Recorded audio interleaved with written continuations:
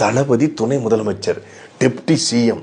இங்க உதயநாத் deputy CM, அங்க Vijayanath deputy CM. உதயநாத் வீழ்த்ததான் நம்ம அரசியலுக்கு வந்தோம், நம்ம வந்துட்டோம் அப்படின்னு சொல்லி கற்பனை பண்ண ஆரம்பிச்சிட்டான்.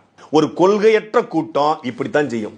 இப்ப நாம் தமிழர் கட்சியோட தலைவர் சீமானவர்கள் குறித்து இப்படி செய்தி வருது, அவர் பிஜேபி கூட சேர போறாரு, பிஜேபி கூட இதா இருக்காரு, பிஜேபி நெருக்கமா இருக்காரு அப்படின்னு செய்தி வருதுன்னா மொத்த கட்சிக்காரன் இறங்கி, யோ பிஜேபி கூட நாங்க எதுக்கு சேரணும், எங்களுடைய கொள்கையை பிஜேபிக்கு நேர் எதிரான கொள்கை, நாங்க இந்துவே கிடையாது, நாங்க வீர சைவர்கள், வைணவ மதத்தை சார்ந்தவர்கள் அப்படின்னு சொல்லி ஒரு கட்சியே மொத்தமா நிக்கும்.